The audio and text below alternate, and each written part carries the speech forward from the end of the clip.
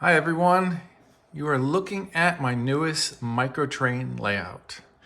This microtrain is contained in a box that is 14.5 inches by 14.5 inches. It has a lid right here.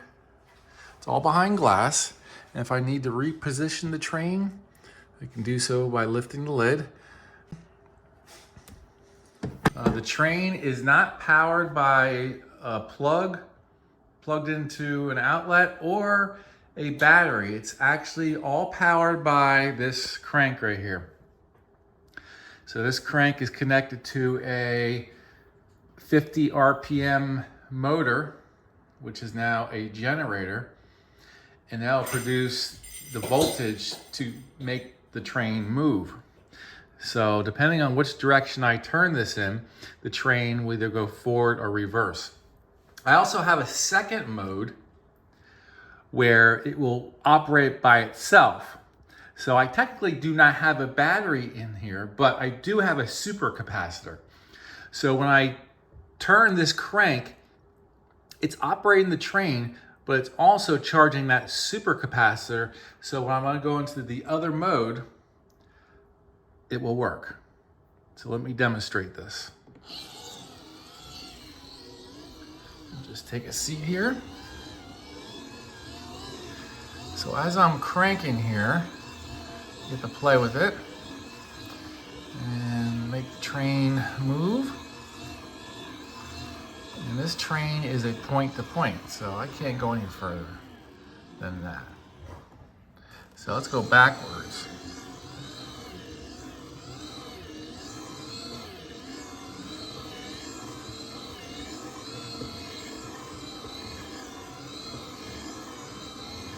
I'm going to stop right there for a second. Now you can see I do have a turnout here. I'm going to press this button on the right hand side and this is going to flip the switch. Okay, it flipped. And let me show you. The train is parked. Now if I move it forward.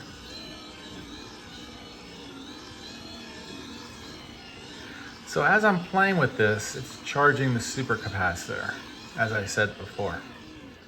And that supercapacitor will light the lights up inside the mine once it reaches a certain point. So you have to go probably up and down, back and forth about 2, 3 times, and it'll charge up.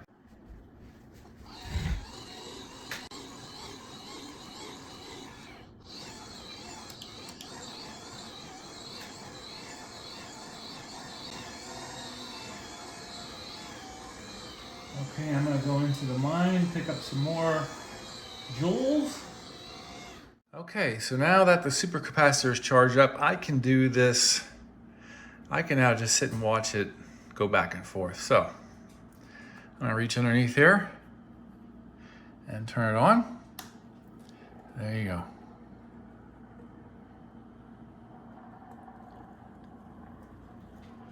Nice and quiet. Hopefully it reverses itself. Oh, it does.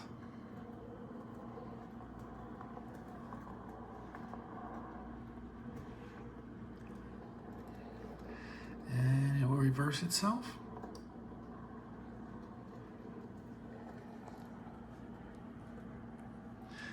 And that was all produced by the generator charging that supercapacitor. And that supercapacitor will power a relay. And that relay turns on and off with 2 reed switches. The first reed switch is at the top here, and the second reed switch is at the bottom here. One reed switch turns on the relay, the other reed switch turns it off.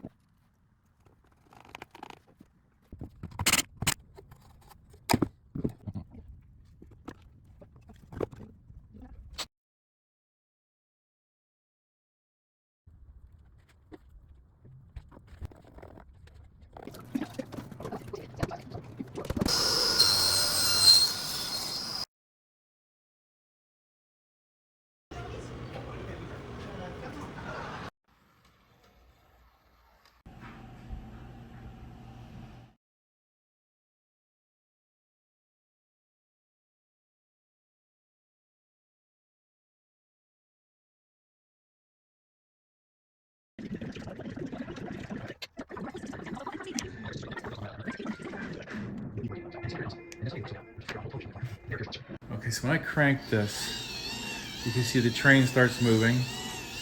I can go either direction and charge a supercapacitor, but on the other side of this bridge rectifier, it's just going to be DC and it's going to charge this supercapacitor. This supercapacitor bank will then provide the voltage to this buck converter, and a buck converter takes a DC and steps it up or down into another DC.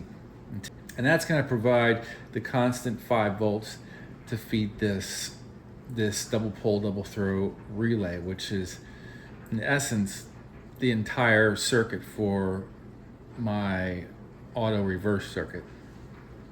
Okay, so now you can see that the train is moving by itself. That's because I create this circuit to either be used with the crank, which is fed by this wire, or by this wire, which is fed from the supercapacitor through this relay.